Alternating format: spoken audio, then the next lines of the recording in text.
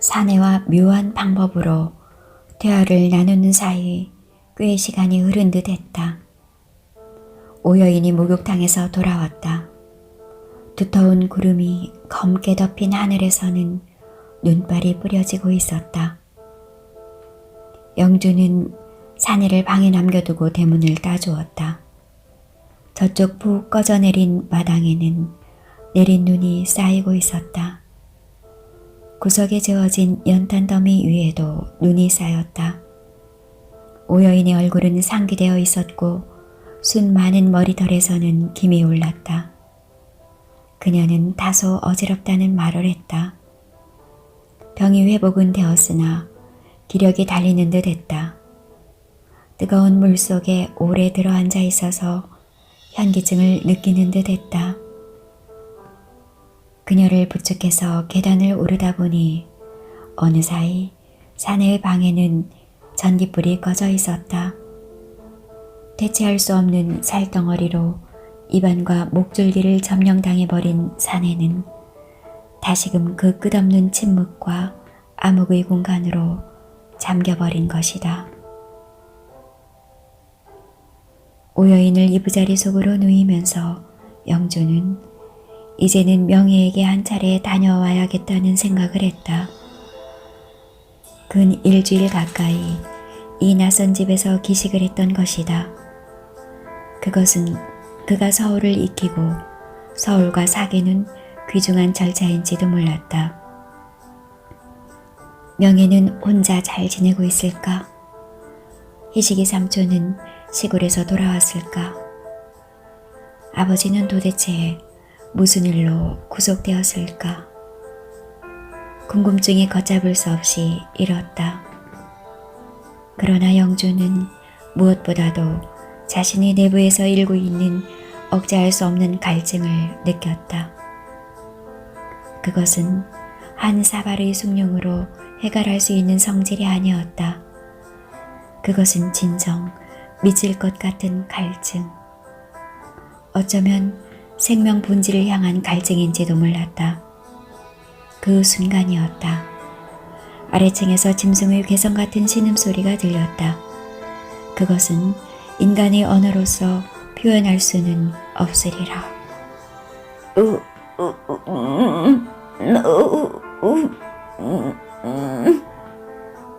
겨우 이 정도로밖에 표현할 수 없었다.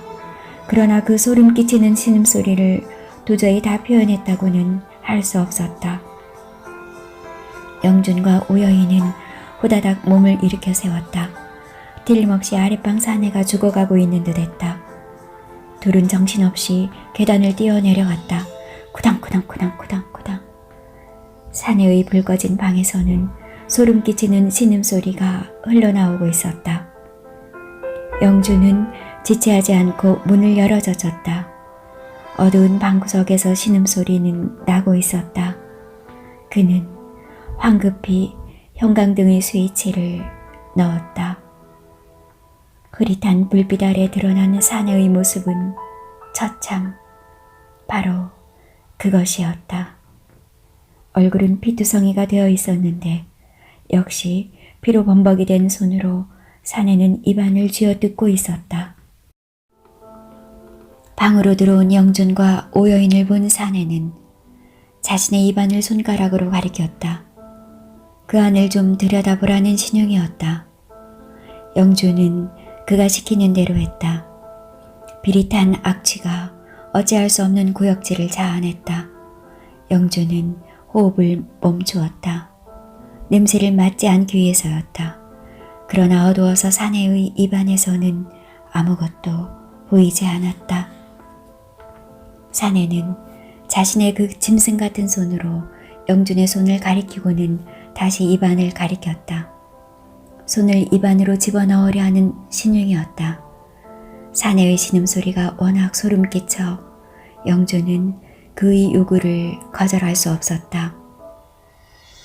입안은 미끈거렸으나 시멘트 벽처럼 딱딱하기도 했다. 사내는 자신의 손을 들어 영준의 팔뚝을 세차게 밀었다. 영준의 손가락이 목구멍 속으로 박혔다. 아, 목구멍에는 큰 살덩어리가 박혀 있었다. 각화된 살덩어리가 목구멍을 틀어막았던 것이다. 영주는 그것을 손가락으로 집어내었다. 그것을 철판 용기 속에 넣으니 기이하게도 고체 부딪는 음향이 일었다. 영준과 오예수 여인은 진저리를 쳤다. 공포에 질려 떨고 있던 오 여인은 어느 틈엔가 세숫대야에 뜨거운 물을 떠왔다. 영준과 사내는 물을 갈아가며 손과 얼굴을 씻었다. 전쟁고아는 울었다. 그는 자신을 덮쳐오는 죽음의 소나기를 뿌리치려 몸부림쳤으나 역부족이었다. 여보, 노영, 정신 차리시오. 이렇게 죽어서야 쓰겠소? 사내는 살아있다는 표시로 괴성을 짐승처럼 토해냈다. 영주는 오 여인에게 대야의 물을 갈아오게 해서 사내의 얼굴을 씻겼다. 오 여인은 공포에 질렸으나 알 수 없는 생각에 잠기는 눈치였다. 영준의 도움으로 각화된 살덩어리를 목구멍에서 뽑아낸 사내는 숨을 들이키면서 살았다는 표정을 지었다. 사내는 이제 영준에게 경계의 시선을 보내지 않았다. 그렇다고 친근한 시선을 띄우는 것도 아니었다. 도무지 속셈을 읽을 수 없는 야릇한 표정을 얼굴에 떠올렸다. 그는 주변을 두리번거려 그 때문은 무트를 찾아 또 무언가를 극적이더니 푹 찢어서 영준에게 내밀었다. 고맙소이다. 이런 글자가 씌어 있었다. 영준은 자신도 모르게 사내의 손을 덥석 잡았다. 뜻밖으로 사내의 손은 파리하고 섬세했다. 영준은 분명하게도 그의 손가락들이 가늘게 떨고 있음을 느낄 수 있었다. 노영, 어쩌다가 이 지경이 되었소. 힘을 내시오. 이렇게 허무하게 쓰러져서야 되겠소? 영준은 자신도 모르게 소리를 질렀다. 생명을 잃어버리기에는 너무나 아까운 나이였다. 인간의 삶은 곧바로 고뇌와 고통의 숲길이며 여기에 파묻히지 말고 애써 이것을 벗어나도록 애써야 한다. 이것이 삶의 의미가 아닐까. 사내의 손은 어둠 속에서 몇 번 매물돌더니 다시금 그 노트를 집어들었다. 입안에 딱딱한 이물질이 생겼으나 조금 피곤해서 그러려니 했소. 6개월 전이요. 먹고 살기 바빠 근무양을 하고서도 직장에 나가 노래를 부르고 바이올린을 켰소이다. 사내는 종이를 찢어 다시금 영준과 오 여인에게로 내밀었다. 영준은 어쩐지 사내에게 죽음이 가까이 왔음을 직감할 수 있었다. 그의 육신은 이제 목구멍뿐만이 아니라 전신이 암세포로 굳어지고 있었다. 주요 내장이 서서히 파괴되고 있는 듯 했다. 뒤에 서 있던 오 여인이 영준의 옆구리를 건드렸다. 무슨 암호였다. 사내를 내려다보니 그의 얼굴은 피가 아닌 액체로 덮여 있었다. 그는 울고 있었던 것이다. 사내는 손을 들어 방구석에 세워져 있던 바이올린을 가리켰다. 그것을 좀 가져다 달라는 신용이었다. 오 여인이 그것을 가져다 그의 손에 쥐어주었다. 상체를 일으켜 세운 그는 자세를 가다듬더니 한 곡조를 연주하기 시작했다. 정신없이 얼떨떨한 기분으로 그 광경을 바라보고 있던 영주는 음악의 가락이 도무지 귀에 들어오지를 않았다. 가만히 정신을 가다듬으니 바이올린의 현에서 흘러나오는 음악은 놀랍게도 목동화였다. 무슨 요정에 나가 밥벌이를 한다는 악사의 곡목으로는 썩 어울리지 않았다. 가락과 가사가 서글픈 곡목이라 이상하게도 알 수 없는 슬픔이 가슴에 몰려들었다. 사내는 음악의 연주를 뚝 그치더니 악기의 채를 들어 아주 완강한 자세로 영준과 오 여인에게 어서 이 방에서 나가달라는 제스처를 했다. 어슴푸레한 형광등 불빛의 허공을 바이올린이 채로 마구 휘저었다. 허공만을 휘저대는 것이 아니었다. 하는 괴상스런 음향을 토해내었다. 그것은 분명히 어서 꺼지라는 소리였다. 뒤에 서 있던 오여인은 영준의 손을 잡아 끌었다. 그러나 영준은 진정 자신이 이 자리를 떠야 하는지 요량이 서지 않았다. 사내의 존재가 불쌍하기도 했지만 너무나 원통하기도 했다. 저렇게 꽃 같은 나이에 진정 허물어져야 하는가. 생각을 정리하지 못한 채 영준은 오여인의 손에 이끌려 계단을 걸어 올랐다. 슬픈 마음이 쉽게 가라앉지를 않았다. 미국인 선교사한테서 바이올린을 배웠대요. 고아원의 선교사한테서? 영준은 오여인에게 이끌려 나무 계단을 걸어 오르면서 그녀의 얘기에 자신의 생각을 덧붙여 말했다. 계단을 다 올라와 오여인이 방에 들어선 영준은 정말 땅으로 꺼져드는 듯한 갈증을 느꼈다. 그것은 어쩌면 죽음을 끌어안고 싶은 인간의 본질적 요소와의 간절한 포옹인지도 몰랐다. 그는 옆에 자신의 손을 잡은 채로 우두커니 서 있는 오여인의 존재를 의식했다.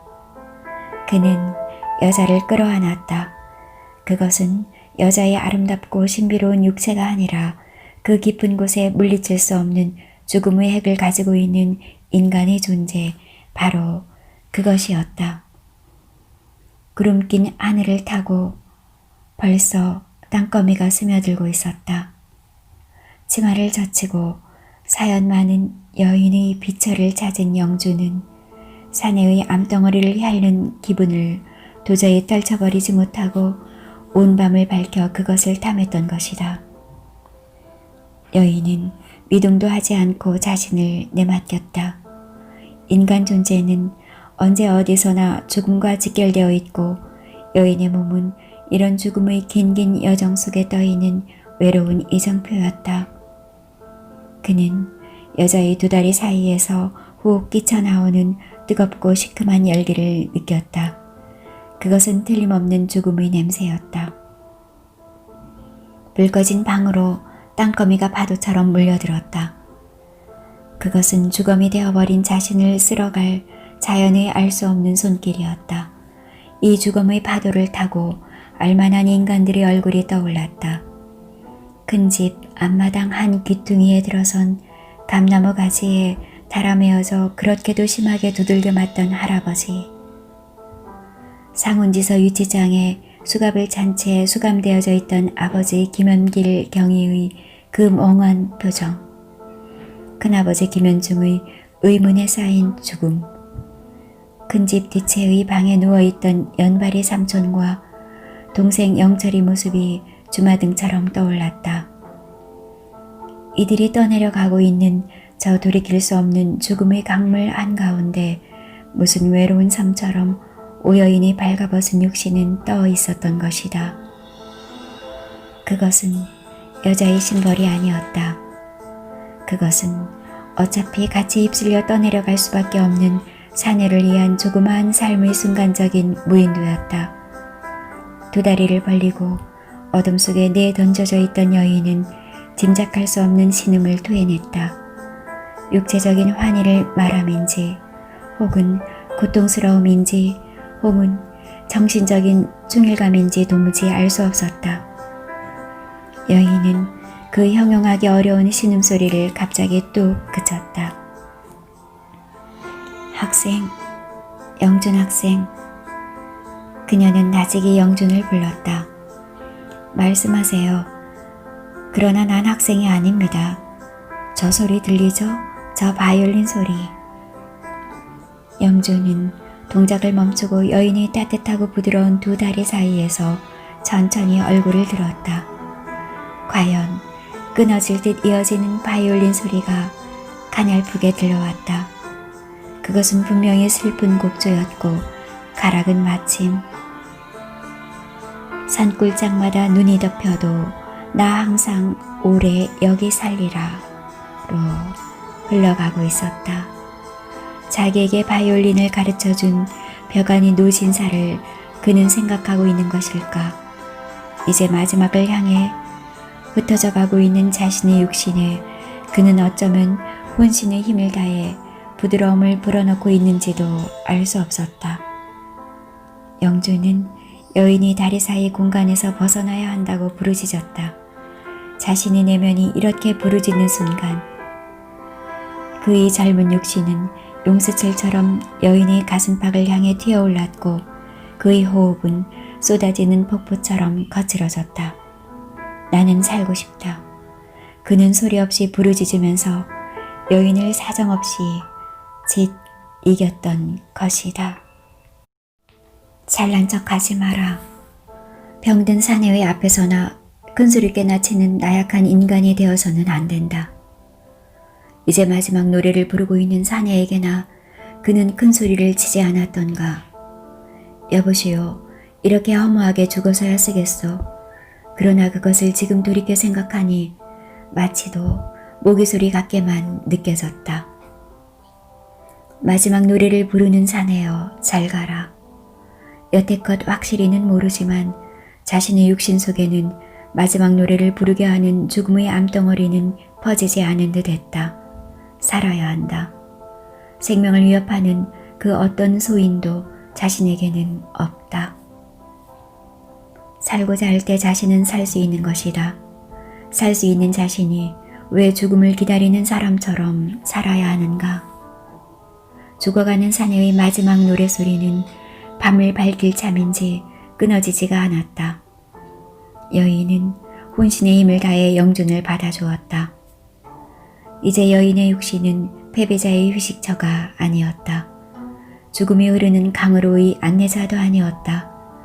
인연의 사슬을 끊을 수는 없다 하더라도 거기에 얽매여 노심초사하는 세월을 이제는 정말 잊어버리고 싶었고 벗어던지고 싶었다.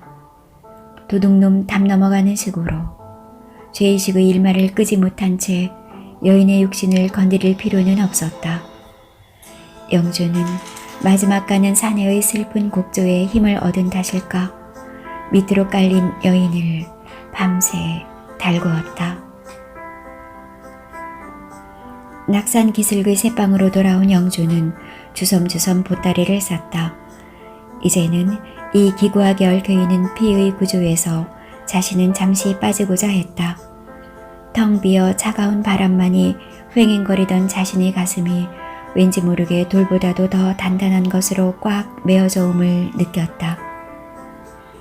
가는 자의 마지막 멜로디를 슬프게 그리고 끊이지 않게 불러대던 한 사내의 초상이 어쩐 일인지 잊혀지지 않고 자신의 가슴 한가운데 털을 잡는 것이었다. 그것들은 어쩌면 자신이 쌓아서 가해적인 요소를 제거해야만 할 대상물인지도 몰랐다. 오빠, 어디로 가세요? 어디 좀 혼자 가 있고 싶어서. 시골이세요? 서울이세요? 서울. 어머, 서울에 계시려면서 여길 떠나요? 그래. 혼자 좀 생각도 하고 뭘 좀 하려고. 뭘 하려고 그러세요? 그래. 꼭 좀 할 게 있어. 오빤 명예나 희식의 삼촌이 보고 싶지도 않으세요? 보고 싶을 거야. 그렇지만 난 이제 좀 혼자 있고 싶어. 아버지의 그늘에서 벗어났으면 해. 아버지의 그늘? 아직 나이가 어린 명예가 영준의 말뜻을 이해할 리가 없었다. 어린 그녀를 혼자 계속 남겨두는 일이 마음에 내키지 않았으나 그는 이제 정말 시간이 없었다. 아버지 김연길 경위가 짧지 않은 일생을 살면서 여기저기 엉성하게 얽혀놓은 그의 그늘에서 더 이상 마음 졸이며 시간을 보낼 수는 없었다. 죽음의 노래를 밤새 켜대는 암환자의 곁으로 가고 싶었다. 그리고 너무나 뜨겁게 생명의 본질을 불태우는 신비스럽고 아름다운 여인의 곁으로 가고 싶었다. 그리곤 자신의 존재를 이해하고 싶었다. 그럼 가끔 오시지도 않으세요? 왜 오질 않아? 명희와 삼촌이 보고 싶으면 언제든지 달려오지. 그리고 자고 가지. 영주는 희식이 삼촌의 마음을 아프게 해드리지 않기 위해서 간단한 메모라도 남겨야 한다고 생각했다. 그는 너무나 순수한 인간이고 가슴 저린 진실을 간직한 사람이다. 그러나 그는 자신의 삶이 없는 것이다. 그것은 그가 누님의 조상을 자신의 영혼에서 지울 수 있을 정도의 강인함을 가지고 있지 못하기 때문이 아닐까. 그는 가장 미묘하고 신비스러운 동물인 뱀하고도 대화를 나눌 수 있을 정도로 자연적인 영혼의 소유자이고 순수한 바탕을 가진 사람이다. 희식이 삼촌, 고향의 일은 잘 처리가 되었습니까? 퍽 궁금합니다. 삼촌이 하시는 일은 뭐든지 잘 해결되리라는 믿음을 가지고 있습니다. 뭔가 혼자 좀 있고 싶어서 집을 나갑니다. 대학생이 되어서 돌아오겠습니다. 영준 올림. 영준은 명예의 전송을 받으면서 책이 든 보따리를 들고 낙산 기슭을 내려왔다. 오해수 여인이 다다미 방으로 옮겼다. 그는 자신의 가슴에 이는 일말의 주저를 아니 느낄 수 없었다. 잠시나마 사연 많은 여자의 빌부터 사는 자신의 꼴이 말이 아닐 것 같았다. 그러나 그는 그것을 결국 결행하고 말았다. 그 끝없는 좌절이 늪에서 헤어나기 위해서였다. 게다가 오 여인은 비단 어제 오늘 알고 지내는 사이가 아니다. 그냥 알고 지내는 사이도 아니다. 언제 어떻게 될지 몰라도 그녀는 지금 이 순간에 있어서만큼은 영준의 눈에는 가장 신비롭고 아름다운 여인인 것이다. 그것은 도피도 아니요 독립도 아니다. 젊은이의 당당한 사랑의 결합인 것이다. 의야장 앞까지 내려와 영준을 기다리고 있던 오 여인은 놀란 듯 젠 걸음으로 달려왔다. 결국 오셨군요. 이젠 정말 혈혈 단신이 되었습니다. 잘 알고 있어요. 두 눈을 꼭 감고 대학에 들어가세요. 그러고 나서 세상을 향해 눈을 뜨세요. 감사합니다, 혜수씨. 처음으로 불러부는 오 여인의 이름이었다. 여인은 책가방 보따리를 받아진 손을 옆으로 밀치고 영준의 가슴팍으로 얼굴을 묻어왔다. 이렇게 곱고 가녀린 여자가 그 옛날 그렇게도 괴성스런 사내와 살림을 차렸고 그의 본처에게서 그런 학대를 당했다니 참으로 믿어지지가 않았다. 그러나 그녀에게서는 정신적으로나 육체적으로 그런 비정상적인 삶의 상처 같은 것을 발견할 수가 없었다. 그녀의 영혼은 한없이 순수했고 그녀의 얼굴과 육신은 금간대라곤 단 한 군데도 없었다. 게다가 그녀는 왠지는 모르지만 어쩐지 신비스러운 분위기를 언제나 거느리고 있었다. 영준은 그녀의 다다미방 한 구석을 차지하고 있었다.